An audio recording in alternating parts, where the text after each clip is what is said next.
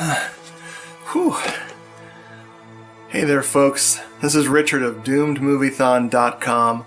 I'm back with another episode of My Horror Shelfie. My Horror Shelfie is a series where I talk about every horror movie on my horror movie shelves from A to Z, and then talk to you about them to you.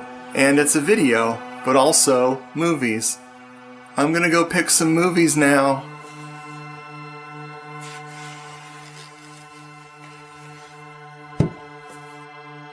Okay.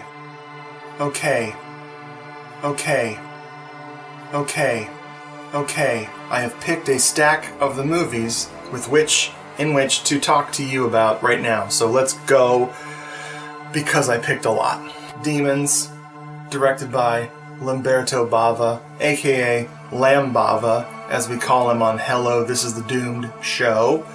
And I saw this when I was 10, and it stuck with me because it freaked me out and filled me with energy. I was very excited that my friend's mom rented this for us to watch, and it's just the perfect movie for a 10-year-old. Perfect movie for a person who's older than 10. It's great. I once got to see this in an abandoned theater. No, wait, there were people there, and it wasn't abandoned. It was an open business called Tampa Theater. It's this really pretty, creepy old theater here in Tampa Bay, and it rocks. And seeing this movie cranked to 11 at that theater was very special. I loved it. How can you have a Demons without a Demons 2? Lamberto Bava returned. Lam Bava came back to do the sequel because, of course, the first one was wildly popular all over the world.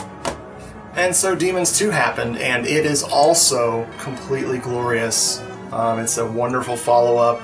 It's the same but different, if you know what I mean. Yeah.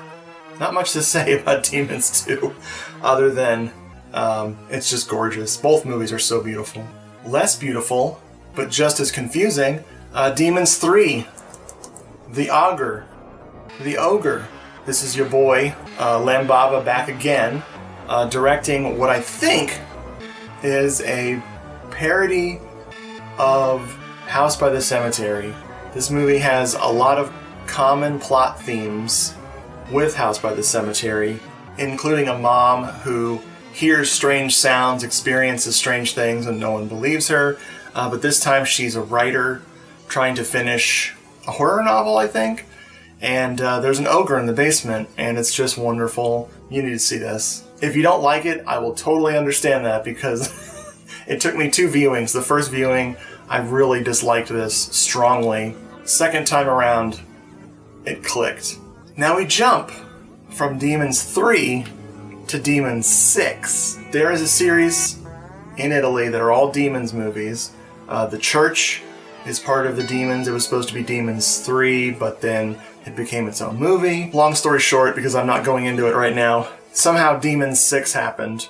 This is The Black Cat, aka Demons 6 De Profundis, directed by frickin' Luigi Cozzi, or Luigi Cozzi, however you pronounce it. When Dario Argento is too selfish and ignorant to finish his frickin' Three Mothers movies, he wasn't selfish or ignorant, he just wasn't interested in doing it. When those movies needed their third film and he wasn't willing to do it until, 27 years later, his pal Luigi Cozzi, or Cozzi, stepped in and was like, hey guy, mind if I make that third Mother movie? And Dario didn't say no. You have to see this movie, The Black Cat. You have to see this. This is putting a smile on my face, because never thought I'd see this on Blu-ray. This took forever to come out. I'd heard rumors about this getting a Blu-ray for like 2 or 3 years before it finally showed up. This film takes place in a world where Suspiria, the movie, exists, and they're making a sequel to it in this movie. And all kinds of shenanigans happens. Please, do yourself a favor. Watch Suspiria, watch Inferno, then watch this, then watch Mother of Tears. Your brain will thank you in the morning. Lamberto Bava seems to be dominating my frickin' D's this morning. Did I mention that we're doing the letter D? We are. This is Devilfish, a Jaws ripoff that doesn't have a shark. It's really strange, great dialogue, totally baffling movie. Lots of Jaws ripoffs out there, and I haven't seen a lot of them, but this one I think is my favorite. Wow. Joan Collins, aka The Bitch, not calling her a bitch. She starred in a movie called The Bitch, a disco movie that is really, really bad. It was a sequel to The Stud, and The Stud is barely a movie. The Bitch is even less of a movie than The Stud. You gotta see The Bitch. But this is The Devil Within Her, aka I Don't Want to Be Born, where she is cursed by a little person who possesses her child. Yeah, it is wild. This is a weird, wonderful piece of I don't know what. Like, I think Joan Collins probably hopes people forgot this happened. Frickin' Donald Pleasance is in it, and he makes lots of conjecture as to what's going wrong with her. Carolyn Monroe is in this, so you need to see this. Okay. The Devil's Kiss is one of those, wow, I remember that being completely awful. I should probably buy the Blu-ray immediately. And now it is sat, waiting for that fateful night when I break out The Devil's Kiss. This is one of those European co-productions that it's either an artsy filmmaker was asked to make a horror movie they didn't want to make. Then it got even weirder because the dub happened. The English dub on this is really bonkers. I honestly can't recommend this because all I remember is that it's stupid, but it has a lot of promise for a rewatch, so we'll see. I'll let you know. I'll keep you posted on The Devil's Kiss. Mwah. After the devil kissed me, he had a nightmare. The Devil's Nightmare with your friend and mine, Erica Blank. This was a staple of the public domain horror box sets that you may or may not have in your home. This one is very weird. Erica Blank and Death punish a bunch of people using the 7 deadly sins to punish them, and it's just a weird body count horror movie, very artsy and odd. Recommended. Let's get funky for everyone's favorite guy who remade John Carpenter's Halloween, Rob Zombie. Rob Zombie's 2 least controversial films here. We've got House of a Thousand Corpses and The Devil's Rejects. Now, when I say least controversial, it's because everyone loved him before he made Halloween. Now he's making The Munsters.